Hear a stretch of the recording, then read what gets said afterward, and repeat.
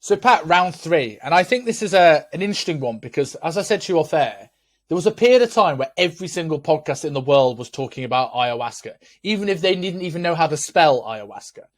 And I think this is an interesting one because the last two episodes we've done has gone very much down the mental health route, through training and your struggles and how you've improved. So I think it'd be a good now to kind of go into this with people, be able to understand a bit of your journey from the last two episodes. And if people haven't listened, go listen to part 1 and 2. They are some of the most popular shows we've ever done.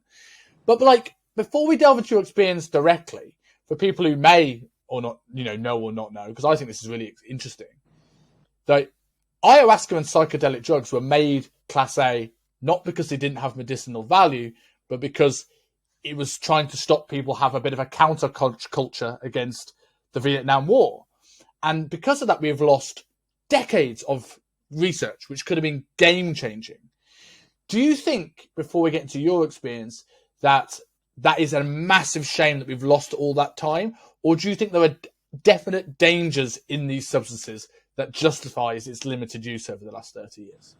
I think number one, there's like vast differences between different chemical offerings. You know what I mean? Like LSD is not ayahuasca, and peyote is not ayahuasca. Like there's very different kinds of neurochemicals that are going to interact with different things. So it's not all just one thing. It's a larger umbrella that a number of different subsections kind of fit under. So I think that for the most, it's really hard to sort through all this stuff, and I'm not an expert in the chemistry of these kinds of things. It's not like my wheelhouse. Other people for sure, yes. Like there's a lot of people that have probably done a lot of work. I've done enough reading to probably be like dangerous of spouting my views on these things. I do think that there's a long history of psychedelics being utilized for, whatever you want to call it, religion or coming of age rituals, or the ability to like integrate people into a society. There's a lot of really good books in those areas that kind of talk through those concepts. One that I read that was pretty eye-opening to me was Food of the Gods, and that one was. There's another one too. I'm like blanking on the title of it, but a lot of this is kind of saying that the early religious traditions, even of Western civilization, were largely based on people having psychedelic experiences, and the ways in which those psychedelic experiences prepared the minds of people to be participants in society. That really, like, if you think about early humans, like, why would they want to like participate in society and share tasks and have certain responsibilities and things like that? Like, you're asking a lot, like for people to give up selfishness to be part of a community. It's not, how long have we just been kind of tribal, but like on our own in some ways, like small bands, and then all of a sudden to make these jumps into living in cities and how to make that work on a collective level is a very difficult thing. And even things like the sacrament, like what would that have really been? Like now it's this watered down version of it, but like there's good evidence to think that the sacrament was actually this psychedelic brew. And like what was the witch trials that took place during in Europe for a long time? It was probably the suppression of the people, a lot of times because it was women in those groups that were responsible for the botany and the chemistry with the botany that would have made these things. So trying to repress the psychedelic elements of the original sacraments by kind of the patriarchy. That's, when you get into a lot of this modern stuff with like woke movement things, a lot of it is based on the patriarchy of the church suppressing kind of these more matriarchal older religious elements that largely were based upon the wise women being able to create these sorts of psychedelic brews, and they had to be very smart in terms of how to make these things, because if you mix it wrong, it could kill people, and it could kill a lot of people because usually it's a group experience. So a lot of this stuff would have started thousands and thousands of years ago. The Greeks had, all of their, they really needed people to go and have an experience. They called it the mysteries. It was at a very specific temple. Like all the great Greek thinkers wrote about their experiences with that. And like Jesus during early parts of his life went to Greece and he learned the mysteries from these, the Greeks that were kind of associated with that. So a lot of people think that he was really sort of like utilizing the psychedelics to be able to give to his disciples. And it makes so much sense where you're like, oh, like this is why people like were, seeing God and being able to have conversations with God. And, why would anyone go to church way back then? Like, well, if you're going to have someone give you this as your experience, like, oh, that makes so much more sense that you would get people and disciples and things like that. And like in South America, where ayahuasca is originated from, it's like you would need to have really strong members of your tribe and like people that will cooperate and participate.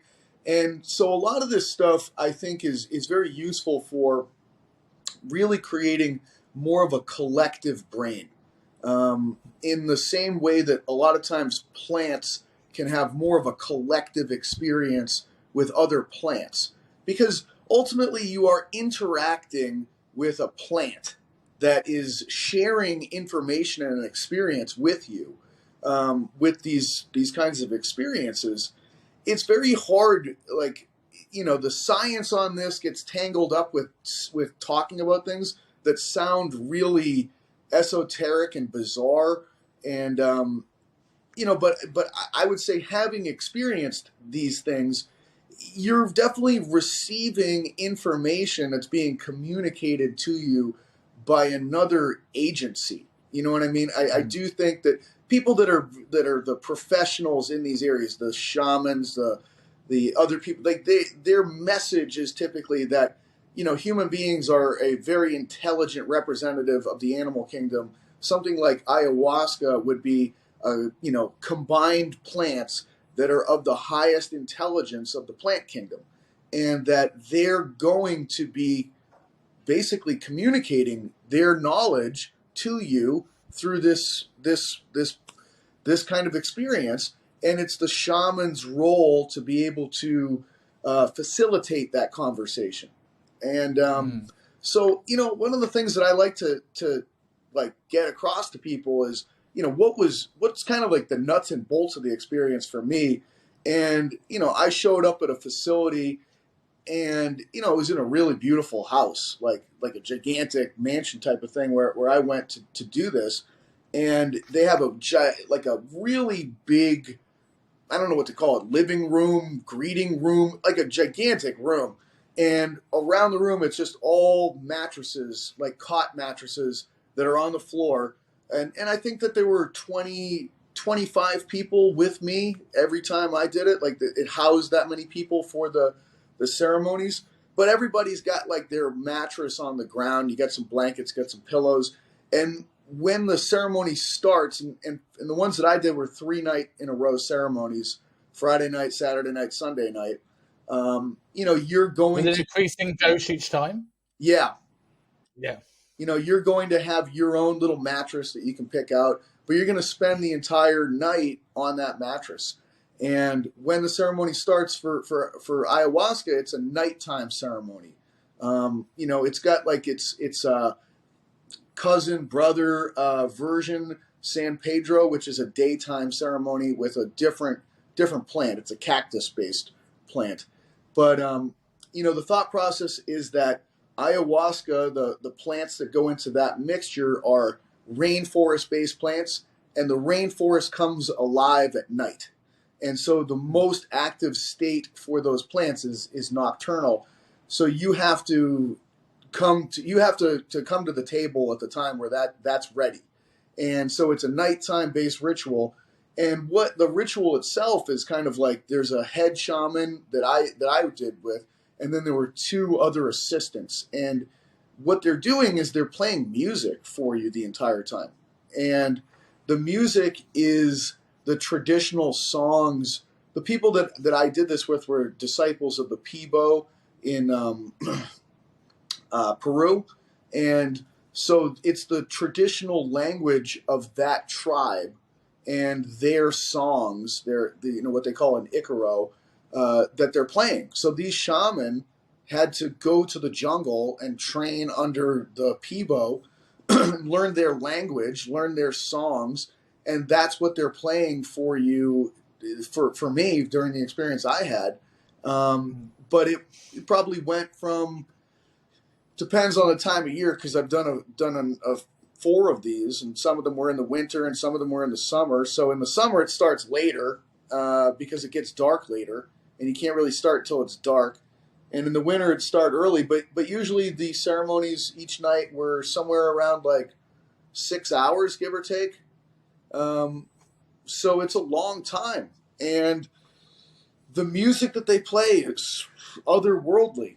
It really, like, I think even if you listen to, because I have a few songs like on my, iTunes and other things, even if you listen to it under normal conditions, you're like, wow, this is fucking wild music, but it's incredibly beautiful. Like the people that I listened to, like, they're just incredible musicians. But overall, like, yeah, you're going to take, a little Dixie cup, drink it. You're going to have the experience of the chemistry of ayahuasca interacting with your body. It's going to be facilitated by the Icaros that they're playing for you. And the science behind the Icaros is that I don't know what tools they use. I would imagine some kind of an advanced tuning fork or something like that. You can find the frequency that the plants actually vibrate at with sonographic tools. And what's interesting is that the Icaros, and these have been developed thousands of years ago. These are not new songs. These are like, no one's quite sure how long these ceremonies have been going on for, but it's thousands of years. The Icaros are played harmonically at the same frequency as the plants. So the thought is that the Icaros are actually designed to sing to the plants and awaken the plants and make the plants come more to life. And so that's the idea behind it. And from there, people have wildly different experiences in some ways, but then there's also some kind of common themes that I think tend to present themselves during these ceremonies. And most of I would say the common themes tend to be around, one, like the dying experience is a very common theme.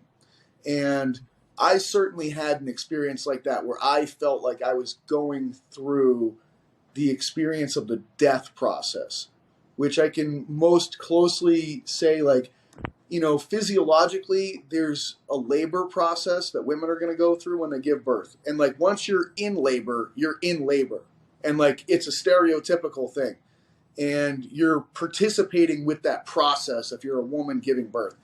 And what I felt like was like, there's a death switch that you get kicked on, and then you're in the process of dying. And it might be long, it might be slow, it might be something else. But once you're in it, like, it's like labor. Like you're like in the thralls of this machinery, and that machinery is bringing you towards this end point, and you're kind of like. So I felt like, I all of a sudden just got pulled into this rip current, and it was like, what is this rip current? Oh, this is the death rip current, and like, so it was a really fascinating thing, and other people. Like I said, that's a common one. Other common ones I would say is some way, shape, or form being presented with like the ugly mirror of yourself. What are the parts of yourself you don't like to look at? that all of a sudden this plant holds up to you and you don't have much choice. You have to look at it, you know, and it can be the most painful experience for people to come to grips with their shadow self. And if you like, again, you don't have much choice from most people's experience with that. Like, it's gonna basically like grab you by the hair and force you to stare at it and not let go of you until you've actually been forced to look at the whole thing. And I certainly had that experience, and boy, that was one of the hardest nights of my entire life. You know, How does that experience compare to like sort of like psilocybin? I mean, I'm assuming this isn't the only psychedelic that you've dabbled in your life. yeah, well, it's been a long time. You know, as a kid, I recreationally used a lot of drugs, but it's not Mm. like I ever participated in something that was like a cultivated ceremony type experience. Like when I did mushrooms, I would have also been like, you know, drinking alcohol to like a blackout level of being drunk. Yeah. So it would really like alter that experience significantly. I haven't participated in a mushroom ceremony. But you know, they're all going to have their own personalities. I think is really what it kind of comes down to.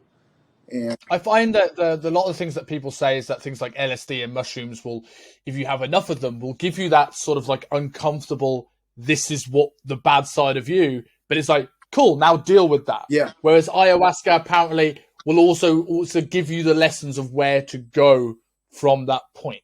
Is that something you felt when you experienced that side of it, or was it just like it hit you in the face and you like have to deal with so my first ceremony, you know, was when I got confronted with the ugly mirror, as I kind of call it? it. Like, and I didn't see it coming. You know, like the first 2 nights were just like very sad for me, just like processing like a lot of death that I had in my family as a kid.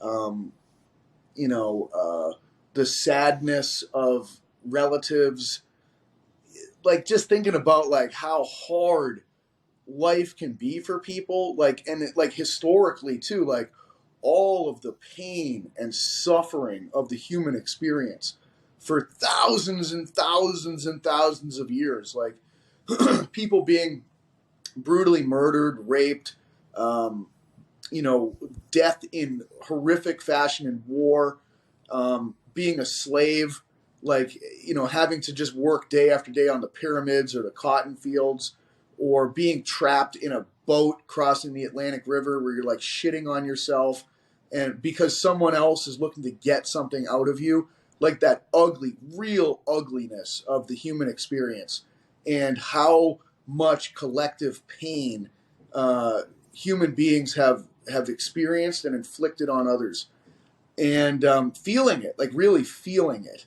And then that third night, just being like really tired, and it started off like very magical, you know, like very visual and kind of being able to like, I don't know, go into like other realms. It felt like with the different songs and just being like able to look at like beautiful landscapes and beautiful like castles and things like that. And then all of a sudden I was like in another realm that felt very much like outer space, you know, like, and it was the first time, most of it was like me looking at something that would unfold in front of me and become more and more three-dimensional, pull out and kind of, and then all of a sudden I was like actually physically in this space of like outer space and feeling like I was moving through it and like witnessing like odd sinkholes and distortions and things like that. And all of a sudden I just felt very much like an other entity saw me and put a spotlight on me and I couldn't escape from it. And it was like, oh no, no. Like, I don't want this. I don't want to be seen. I'm not ready to walk in this beautiful free space. I'm seen and I'm ugly and uh, I'm about to be like evaluated and I don't want this process to happen.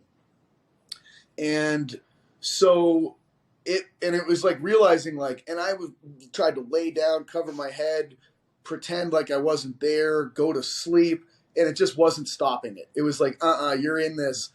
Like, you like it or not like it, it doesn't really matter. This is happening. We're looking at you, and we're going to kind of unpack you.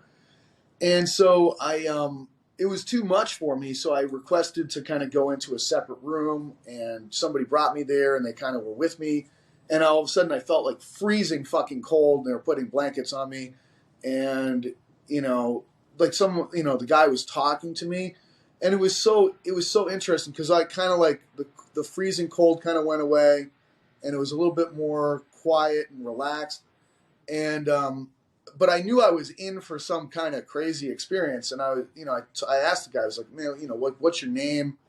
I need to know a little bit about you because I just want to know who's guiding me right now, like who's with me. And I remember asking him, like, hey, where are you from? And he said, I'm from Puerto Rico. And I was like, oh man, that's fucked up because like my brain has an association with Puerto Rican people, and there is a negative association with that.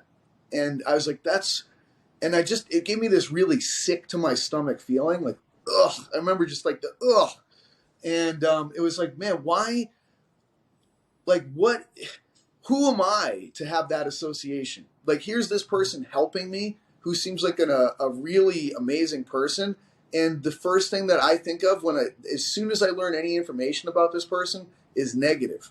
And it was like, oh, that's a bad operational system for my brain. And I told him, I was like, man, that's fucked up. Like, that's my thought as soon as I hear that. And, it was like, as soon as that happened, it triggered this other thing of like, oh, there's like more misogyny in me than I would care to admit. There's like more materialism in me than I would care to admit. There's more like ego in me than I would care to admit. There's more show off in me than I would care to admit. Every single thing, I was just like looking at my life. I'm like, man, I'm trying to buy a fancy vehicle to show off. I want all this muscle tissue to show off. I want to have, fancy clothes to show off. I want to sound so fucking smart to show off. I want to have like, as many women on my side, as attractive as possible to show off. Like, I'm a big fucking show off, man. Like, that's disgusting. Like, like that's not like when I evaluate myself from like, the highest perspective I can, like these are just ugly parts of me, like racism, bigotry, hatred, vindictiveness, being a show off, wanting to, the ugly sides of my ambition, like these are all like pretty nasty things. And do you think that's a protection mechanism though? Like we spoke on a fair about like releasing muscle tissue and going in a wormhole that way. Do you think these things that you've ingrained, like I've done a lot of soul searching over this last year. It's been a very difficult year for me and for a lot of self-doubt and various issues. And a lot of things I realized was how much everything, my desire to go into this career, my ability, my push to go into the gym was all spawning from a place of wanting to be seen or heard or noticed. yeah, Now, while that potentially is a negative thing, it also allowed me to get where I am. yep. So, like, is it always a positive to now shine a light on these things that may have, yes, been negative connotations, but have also allowed you to get to a level of success that you don't want to get rid of? So, I'm going to get to that. Where this went was the other parts of it were like, okay, like I'm an alcoholic, I am a drug addict.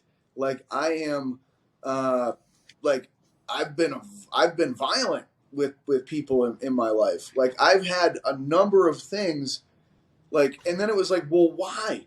And then it was just like this cascade of like, oh, okay. Like I didn't have some of the necessary ingredients as a child coming from adults to be able to show me a better way. This was my like these were all solutions that I came up with as best case scenarios. Every single one of these things makes perfect sense.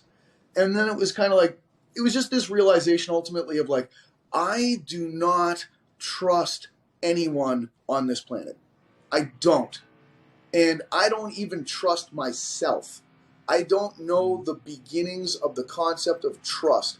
that first night ended with this realization of, I don't understand the central concept of trust.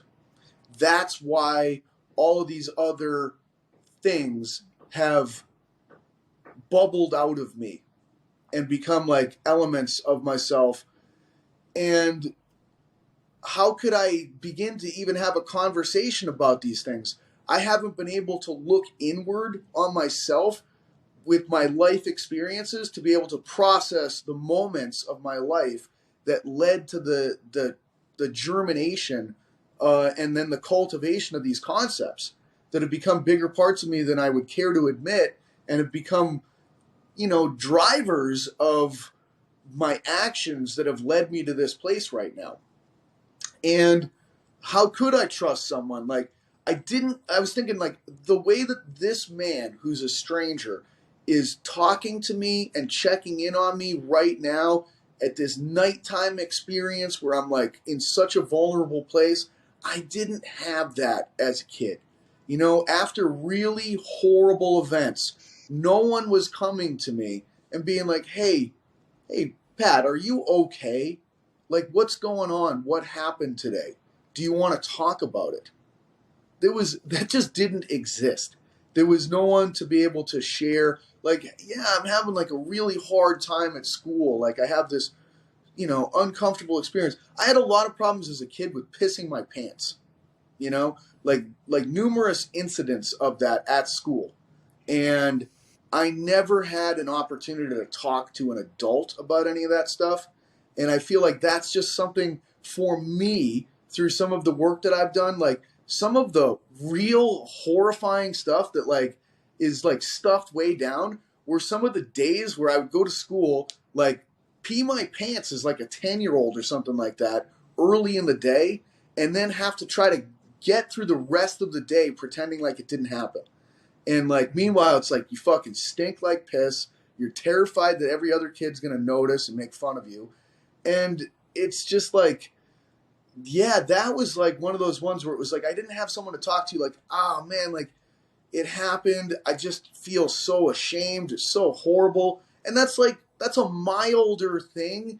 If I list out all of the things that happened to me as a kid, that's a milder one, but like, that's just a good for instance that I think a lot of people could relate to. Like, you'd probably want to have a parent or someone that you could talk to about that. Like when you're going to bed at night and someone's like, hey, how was your day? Was everything okay?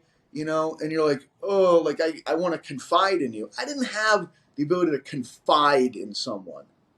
And so I just internalized everything. And I didn't really bring it up even to myself. I just moved past it. And so why would I trust anybody? And I looked at like other people in my family, like other people that committed suicide.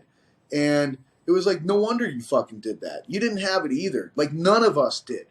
Like none of us, And so it was this terrible like empathy and sadness for other people in my family that maybe didn't have some of the natural talents that I did. Because I had sports and I had intelligence. And maybe they just didn't have as much of those things to be able to propel them to a place where they had enough success and enough reward to make it through. Because if I didn't have those things, I wouldn't be here talking to you. I would have offed myself for sure at some point in the past. So that first ceremony, that last night, that was the unfolding of it. And it was just so hard to look at the specifics of the ugly parts of myself that I didn't like, but then like the cascade of like, brrr, like, oh man, it leads all the, like the roads lead here. That's the genesis for me of why these things exist. Now the second ceremony came back a few months later, ran it back again, and the first night, it started with that fucking spotlight again. I could feel it. It was like, no. And I remember saying to myself, like, fuck. Are we really going down this road again? And some part inside of me was like, you know what? Bring it on. Bring on your fucking spotlight. I am more racist than I would care to admit. I am more materialistic than I would care to admit. I am more misogynistic than I would care to admit. Like all of these big ugly things, because racism is big and ugly, and misogyny is big and fucking ugly when you really unpack it and really look at yourself and you discover all the parts of yourself that are involved with that. Like it's like, oh God, that's fucking nasty bullshit. Okay, and it was like, yeah, man, I am all those things. I am all these fucking things. Yes. On the other hand, I am here. I'm fucking showing up. And you know what? My whole life, I have shown the fuck up. And I've battled through some shit that I'm really fucking proud of, man. Like, I have fought demons from my past. I have trained hard. I have worked hard in school. I am a strong fucking human being. Like, I am a fucking real dude. Like, I'm not some bullshit person that, like, doesn't show up and show out when it's time. Like, that's not me. Like, I really am that dude that you can rely on. No matter what, no matter how fucked up things are, I'm here. And if you need support, I will fucking support you, but I'm not gonna bullshit you either. Like, I've got these parts of me that are pretty damn fucking good. So yeah, on the one hand, I got all these things, and on the other hand, I got these things, and that makes me a whole person. Holy shit, you know? And that was a crazy ceremony, the second one. And I've done 4 of them. The second one was the wildest one. Because on the second night, it was a collective experience. Okay, like, first night, it started with that. This realization, like, you know what, man? Like, yeah, I've got these really ugly parts that I got to deal with. And if I don't deal with them, I'm going to stay an ugly little fucking man that is going to just be full of hate and doesn't really contribute a whole lot other than, like, continuing to push forward all this shit into the world. At a certain point that night was when I went into that, like, death process experience. And it was this realization, like, this deep fucking realization, like, I am going to die. And there is nothing I can do about the fact that my experience, I'm going to get to this point where the process that is going to end me is going to take place. The real fucking deal. Like, and it's just different. Like, there's a difference between, like, saying, like, yeah, I'm going to die someday, and then feeling it. Like, it was like a visceral experience of it. Like, oh my God, like, this is going to happen. And, so like I said, it felt almost like a conveyor belt or a rip current or something like that. Like, it just felt like I was getting dragged on this thing. And during it, it was like this reliving briefly all of these wild memories, but it was like saying goodbye to, like, my memories, saying goodbye to the people that were important to me. And, like, this realization, like, I don't think I'm going to die tonight. It's going to be in the future, but this is a depiction of the process. All of these, like, people from the future that I haven't even encountered yet that I'm going to kind of bring into my life, and they're going to become important. I'm going to have to let that go. And it was also, like, at the time I was involved in a relationship that was, like, very challenging, and there was a realization, like, I have to let this person go. And it was like, just, it felt like, you know, I went through the process of actually this whole thing of this, like, understanding, like, wow, death is mostly letting go. It's letting go of everything. It's letting go of yourself. It's letting go of all these memories, all these people. It's the ultimate letting go experience. And you're going to be forced to do it. And it was like, oh, life in many ways is many deaths that you practice with that precede the great one. You know, and you have to learn how to let go of things that are almost impossible to let go of, because it's going to be almost impossible to let go of your life, but you have to. And I felt like I got sucked to death and then spit out on some other side. And it was like, boom, new and full of potential. And it was like this realization of, like, every little thing that I let go of in my life. Also, as soon as I let go of that, it has the potential of being new and open and full of potential. There's always a different way to look at every loss. And so that was kind of like night one from like a big picture learning experience. Yeah. Just before going into night three, because I think that's really interesting, and I think it's something. It has a lot of personal resonation with me because I've always had this, ever since I was very very young. Really had this strange sort of not obsession with death, but sort of when I first realized my own mortality, I was sitting in this almost a similar thing, but obviously without any drugs. I was sitting in this Lake Garda in Italy, right? And if you've ever been, it's beautiful. And I sat there with my mum and dad, and I was probably about 14 years old. And I looked at this, and I don't know what my brain went. I went, one day, you're not going to be here, and you can't look at this again. And I just like immediately hit this fear, just hit me. I was like, oh my God, I've never even thought about this. Yeah. And I rushed to the loo. I was like, I need the loo, like try to hide it from my mum and dad, and just sat there shaking. And I didn't know what that was at the time. And then I've had bouts of this where I had moments where I couldn't stop thinking about death, like late at night. And like every night when I go and I start to let go of the day and all that sort of stuff, it comes into my brain. And I remember this was like about 8 months after my first long-term breakup. I went through a really bad bout of it. And I was starting to realize going, hold on. I'm not a person that thinks there's signs and things happen for a reason, and but I do think that this it happened to me because it's like, Simon, you're wasting your life. Get up and move on from this. Otherwise, you're just gonna go through life. And then I started getting that a bit last year for the first time in a long time, and it was at a time when I was in that sort of, and as I was saying to you before coming on the show, before we click record, in that time of life when I was like, okay, I'm kind of past the one-to-one coaching.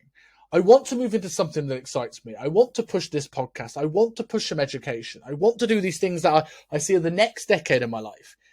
And all of a sudden then, when I'm in this sort of rut in my life, these thoughts start coming up again. Mm-hmm. And it reminded me of, in a similar way, I've not done ayahuasca, but my first LSD trip, where I don't want to call it a bad trip. I call it a hard trip because I refuse to say it was bad. I think it was important. And I just, in that same thing, I couldn't let go. I had my mates going, Simon, relax. And I'm like, I am relaxed. And I felt it at the time, but I was just tensed up. And I was fighting to find normality. It was in the middle of lockdown, so I was looking at people on the beach doing bicep curls with bands and just trying to find things that found normality, and gym stuff was that for me. And I remember walking from the little thing where my mates were, and I was sat down on this sort of, we had this sort of like circular trellis, and there was like a walkway and another one.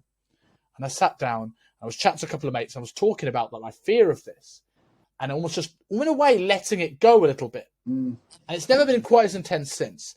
But I remember they went, I said, I want a moment of my own. And I sat there, and I'm looking at the twigs in the floor, and they look like they're moving. And I'm almost feeling like relaxed and panicked at the same time. My mates are just there, but I feel there's an imaginary force field that I can't like get to them. And I'm just having to deal with this emotion. And then my mate Louis, who was a technically exile shaman, he's a Filipino boy that dabbles in any plants that he can, just comes and just like he knew, and he just comes and sits and puts his arms on my shoulder and chills me out. And I think that's it resonated a lot with me, that thing. Like, when you mentioned that, and like, how important do you feel that moment, like, of, even though you found maybe it was better to let go in that second time, are you glad you didn't because what it taught you? Well, it all came full circle for me the third night. Because I was so tired that third night, and the song that they were playing was like, sometimes they play these songs that almost sound like little kids babbling at you or something like that.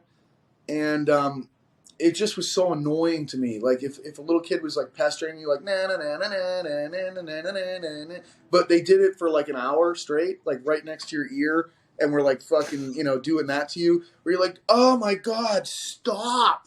Fucking stop. leave me alone. And I remember laying there and I was just trying to like go to sleep, and it was like, make the fucking music stop. And at a certain point, I just in my head, I go, I wish I was fucking dead. And then it was like, oh my God, I'm wishing for the thing that I was fighting so hard on the first night. It's the same concept, the same experience. In one circumstance, I was avoiding it like it was the plague, and now I want it, I'm wishing for it on a level of depth that is unbelievable, you know? And it like went into this cascade, like where my brain was like, I have zero patience. I don't understand the concept of patience. And then like I visualized the notion of patience, and it just seems to be like this phenomenon that gets sent from another realm. That like some things have a limited capacity, like human physical strength has a limited capacity. Like even if you think Hafthor Bjornsson is unlimited, he's not. He can't pick up a skyscraper. You know what I mean? There's a limit to all things, like vertical jumping capability. Even if you think that some of the guys in the NBA have, you know, that's impossible. Well, they're not jumping 40 feet high. There is a clear and obvious limit. But patience actually seems to have no limit when people cultivate it. And it was like, well, what is this? This is almost like from another dimension, a higher dimension, this quality that is almost bestowed down upon us that you can tap into. Like, are you patient, or do you tap into patience? And I realized for myself, like, I am a very impatient person.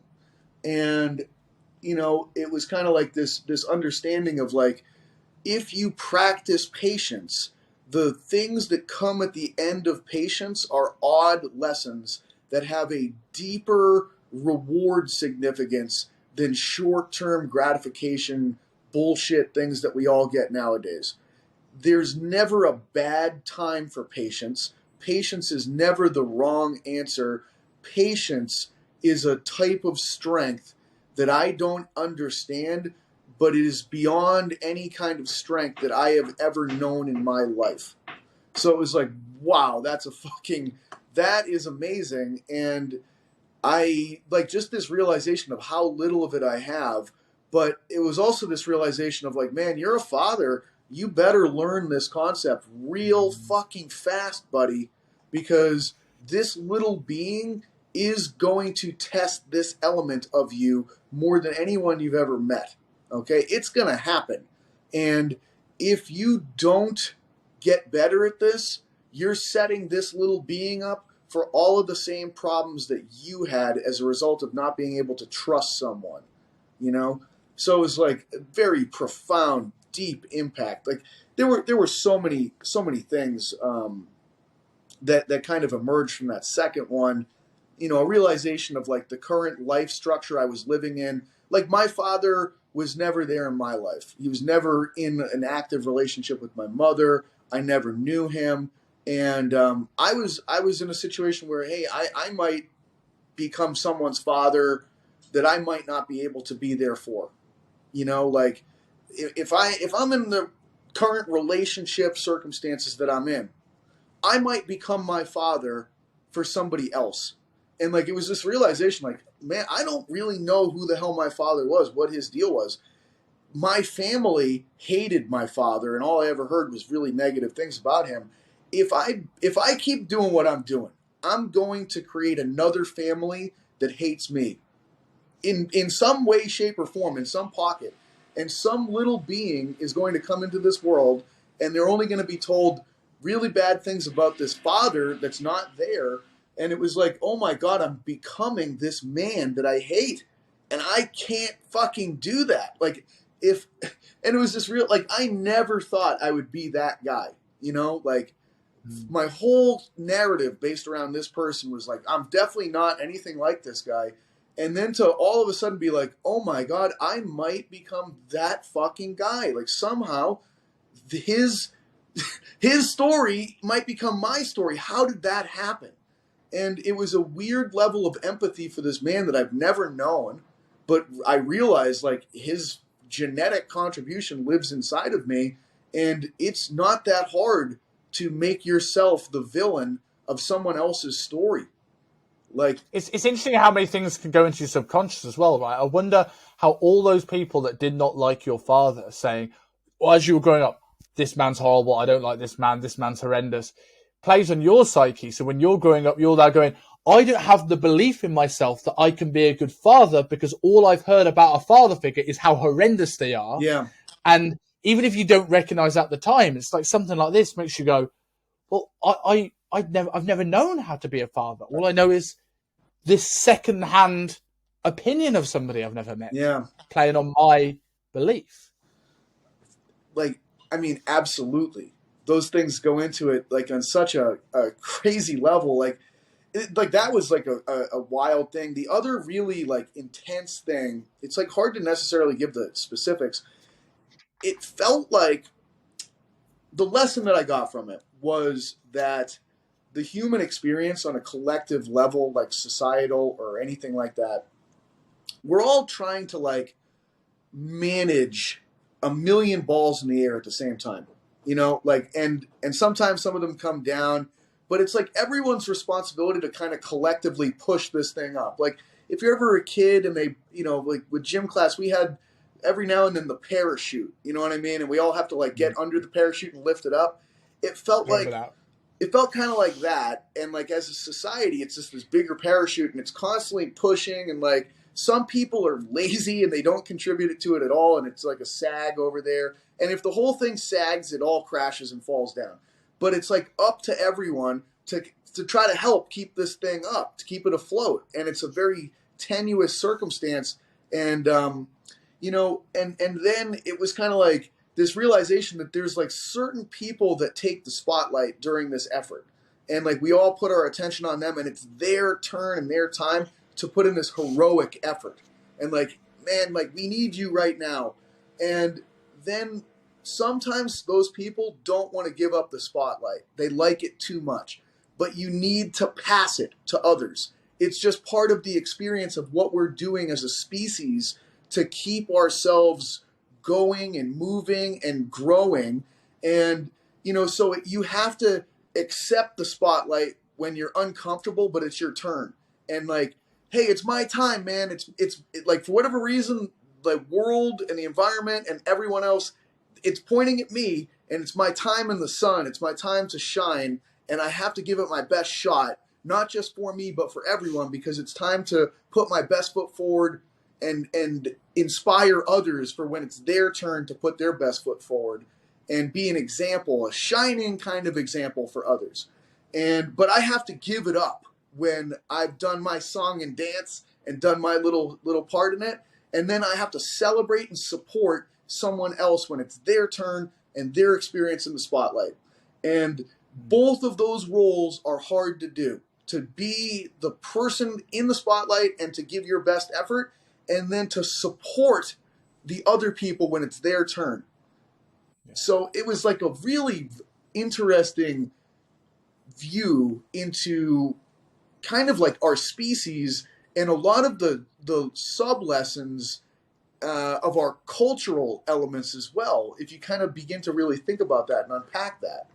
So is that the sort of the ego disillusion that people talk about? And like, if that so, does that last, or is that something you have this profound thing? Because I remember coming off my first LSD trip where I was like, I not an ego death, but just sort of like this appreciation for everything. Like you walk the street, I don't need my phone anymore. I don't need that dopamine rush. I don't mind the car sounds. I see a butterfly and all this like wishy-washy Disney shit. But you go back into your old routine. Yeah. It doesn't last forever. Does it last with this? Because it's more of a dramatic experience that sort of goes into your psyche. So it intensifies everything. It's just like, it's, you know, it's like rocket fuel that brings you to the highest levels of these concepts. You know, maybe it'll make you as uncomfortable as you can possibly be during a certain time, or it will make you have these revelations to like this incredible mind expanding. Like, I'll just say it for me. I had some of the most intensely uncomfortable experiences, some of the most revelatory experiences. And like, I mean, you talk about like what I'm describing here. understanding what trust means, understanding what patience means, understanding what the collective roles and responsibility and sharing is what it comes down to. Sharing, the importance of fucking sharing.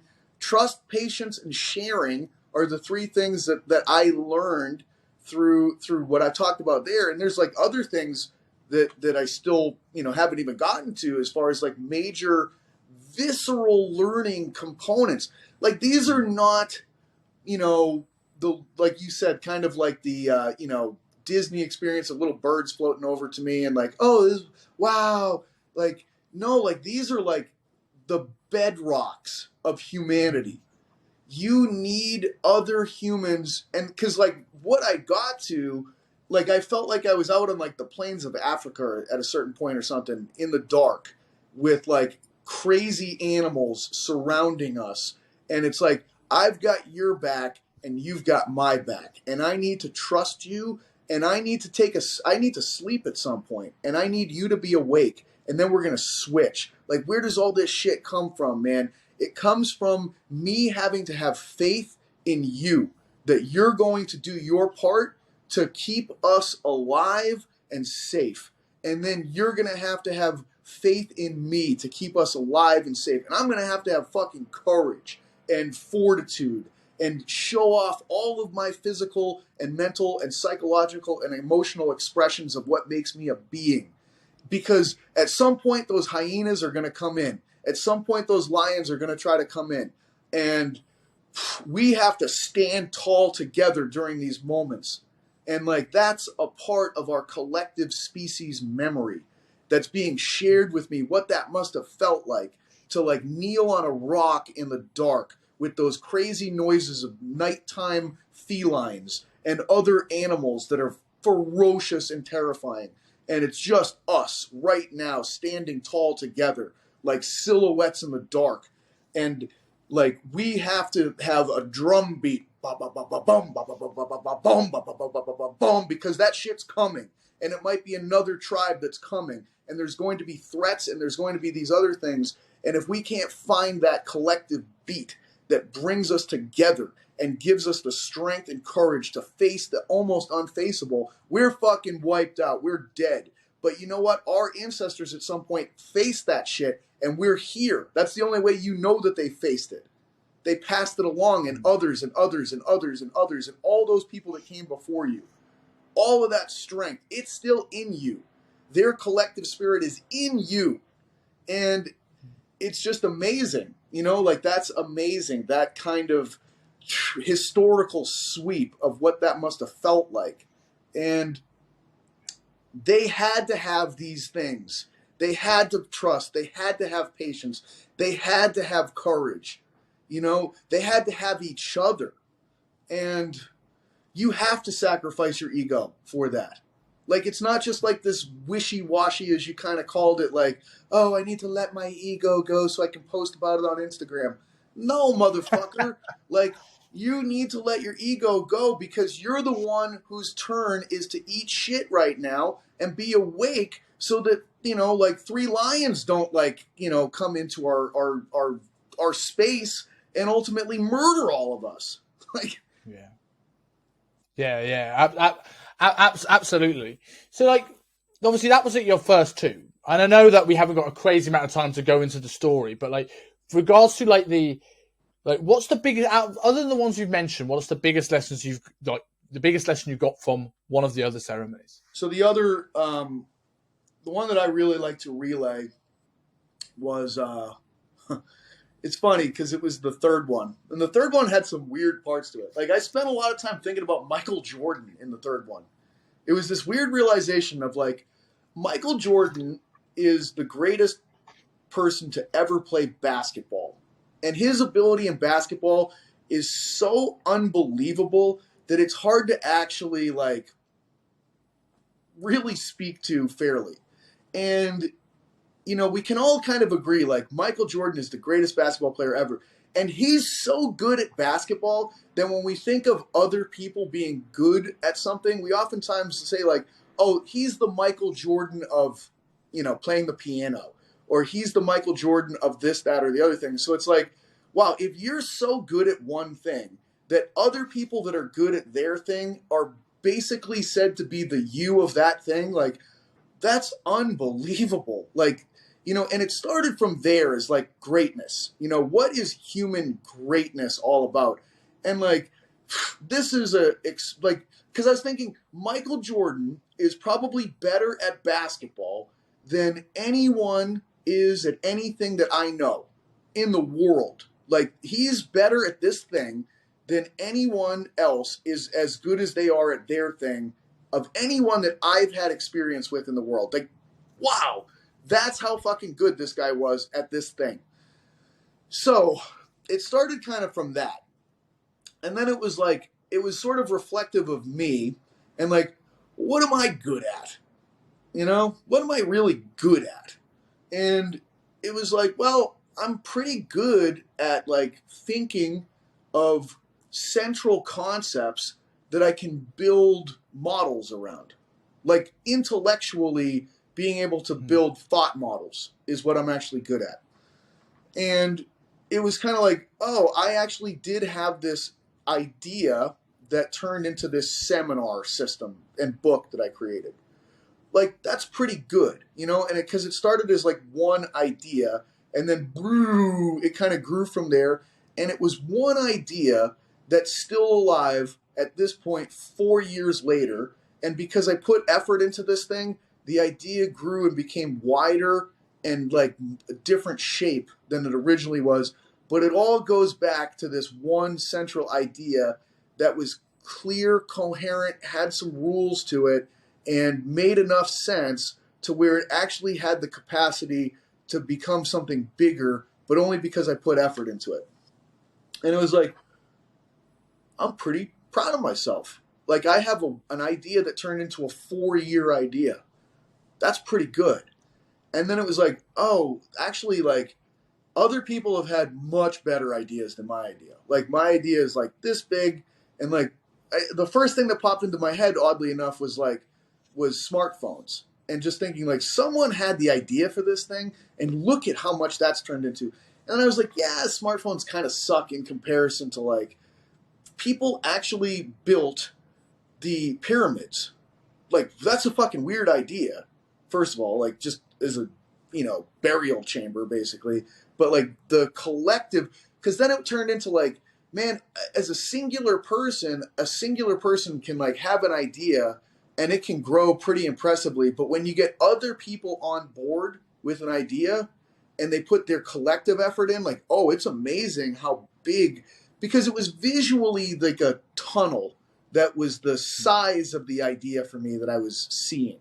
And like, I compared my little tunnel to like an iPhone tunnel to like the pyramids, the Sistine Chapel, incredible artwork, the statue of David, like this idea, and then like the scope and power of the rules, clarity, and the demonstration of the idea. But then it zoomed out, because I was like, I ultimately realized these are all human ideas. And then it was kind of like, are there ideas that are non-human that also exist? And like, it just dawned on me, oh my God, all of the life on Earth is an idea. It's an idea. Okay? Like, and it's an idea that's so old, at least on this planet, that like the idea is that I have nucleic acids that can replicate and mutate with a language of like ATG, UGC. Like, it's just a little alphabet that is the rule book for how the assemblage of structures originating from nucleic acid communication works. I was like, oh my God, it's just a little language. It's a tiny language that tells tiny little things, the blueprint for how to build things. And it starts as one central pinpoint idea on this planet's history, and boom, the idea just grew into all of the life that exists on this whole planet. That's an idea, because the scope of the length of time of that idea on this planet was just like, boom. like my little pinhole idea size, other human larger pinhole idea sizes, and then the idea of evolution was just like boom, and then the like zooming past that idea as like what's the idea, because like life as we know it, like the nucleic acids that started that process on this planet, they arrived on meteorites that came from elsewhere. Like that didn't originate on this planet. Like the idea is larger than a planetary idea. The idea is from somewhere else. And then it was kind of like, well, what's the idea that brought the whole thing into motion? And I visualized the origins of kind of our universe. And the origins of the universe that I visualized was two gigantic competing forces that bumped into each other and that had a collective idea, but it couldn't work because they were so oppositional. But they realized at one point in time that if they had an agreement that where they each blocked the other in some way, shape, or form, they basically came together in a handshake. But it was two hands like a human hands, so that they can't shake each other's hands properly. It doesn't match like me using my right hand to shake your right hand. It was the same thing trying to have a handshake with itself with oppositional, matching hands, but they're the left and the right trying to shake each other. So they never fit together all that well. So they keep, but the origin of the idea, the clap, boom, was the Big Bang. And that Big Bang was a phase of like it was the exhale component of this coming together. And it was an agreement. We're going to give a little bit to make this happen. Each of us, we're going to try to find this agreement. And by trying to find this agreement, like the emergence of this thing occurs. But it's never finalized. It's never finished. It never fits all that well. It never feels quite right, which creates just enough turbulence and tension and difficulty for movement to happen.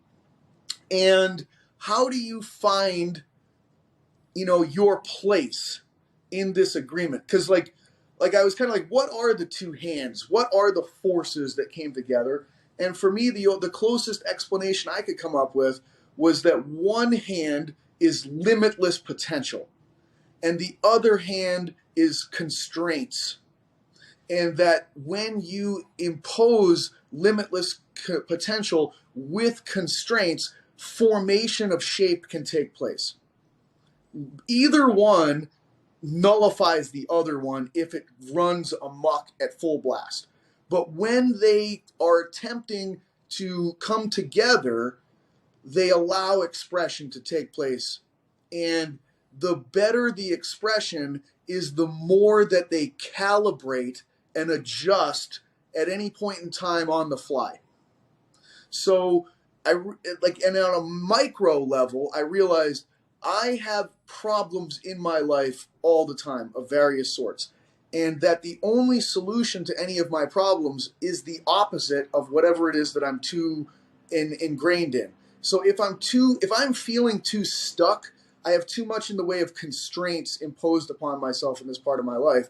The solution to it is to expand and to look at things from a more limitless perspective. What are more options here? I'm fucking stuck. I need to think about it from the perspective of the options are limitless. I just need to think about it that way, versus I am so chaotic and I'm not going anywhere and I can't rein this in. My solution is more constraints at this point in time. I need to decrease my options, and if I do that, now I can focus on something and begin to take shape. So that was probably like the most, of all of these things, that was the one where I was like, oh my God, like what kind of concepts were these that came into my head? And they didn't feel like my own concepts. That felt more like something else, the plants communicating with me to show me a history lesson of like, because every time you do one of these in the beginning, the shaman asks you what your intention is. And on that evening, my intention that I stated was I would like to see how things came to be. And that's ultimately kind of like what was unfolded from my experience. So it was like, you know, most of the time, it's a very simple rule that actually begins things. Hey, neither of us, we can't do this on our own. Like, I can't, even though the power of the concept of constraints is beyond imagination, and the power of limitless potential is beyond imagination, and really one is just a compressive force and the other one's a purely expansive force. Like, in and of myself, I can't do anything. But together, woof, everything can emerge. But we have to balance each other. Like, that's the only way that this can work. But that balance is never going to be perfect. It's always going to be like off center. And that, like, it's just this, the word that comes to mind for me is calibration. And the only way that you can accurately calibrate is to be very present and very aware of the exact circumstances that you're in. So the presence that you have to be in and the degree to which you accurately appraise it is the critical part. And the only way that you can calibrate, the closest thing that we have to it is something that people can understand, is the hot and cold game.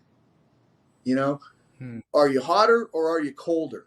And you're kind of bumping around like with your eyes closed, and like no one's there to actually announce hot or cold. You have to listen to the environment around you to determine, am I getting hotter or am I getting colder? And you generally know that, but do you have the courage to be able to continue to move towards hot?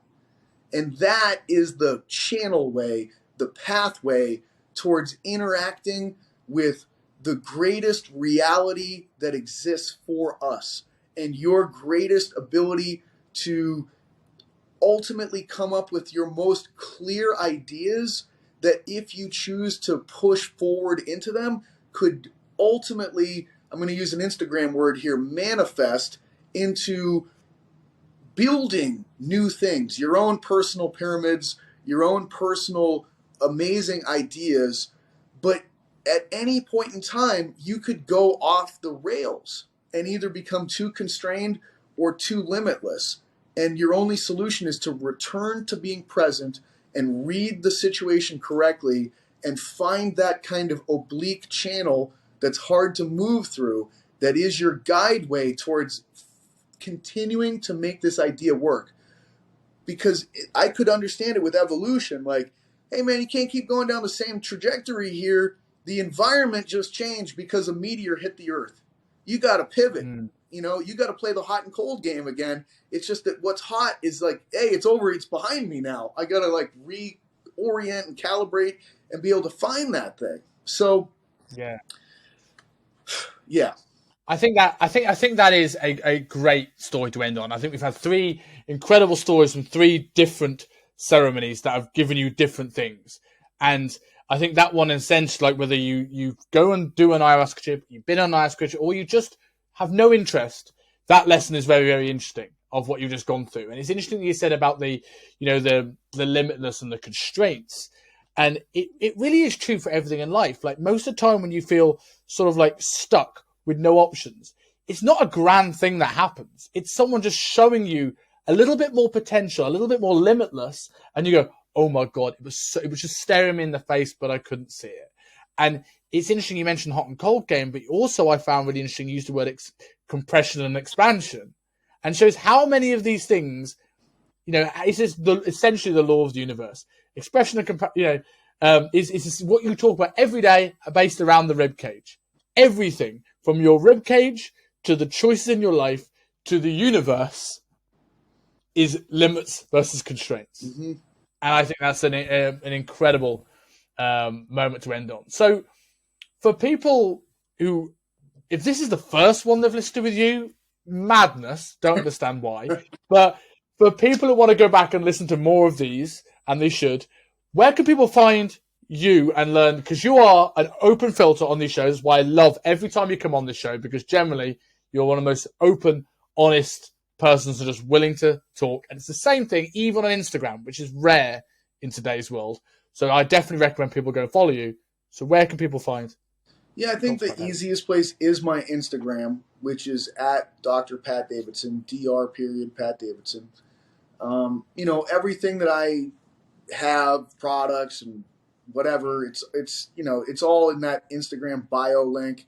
You can see, the training options, the education options. That stuff's all in there. And don't message Pat asking for an easier link, right? It's 2 clicks. Yeah. Don't ask him for one. Yeah. Like when people are like, "Hey, where can I find Athletic Weapon?" I'm like, you're messaging me through the Instagram DMs.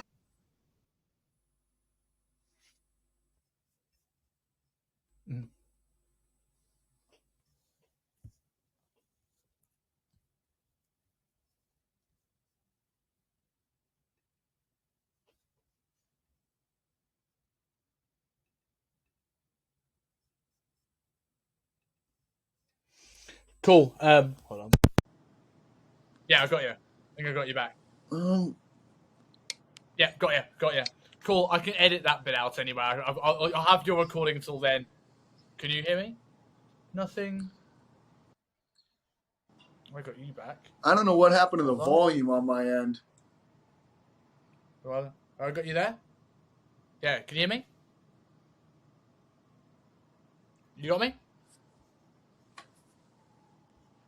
Nothing. I got you back. I lost you for a while.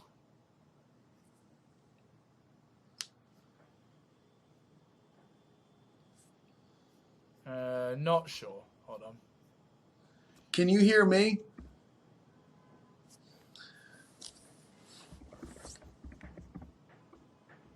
Okay. Yeah, I still don't have any audio on mine, but if that's good, like it's probably a good place to end. Okay, cool. Yeah, that's the universe spoke to us and said that's where it ends.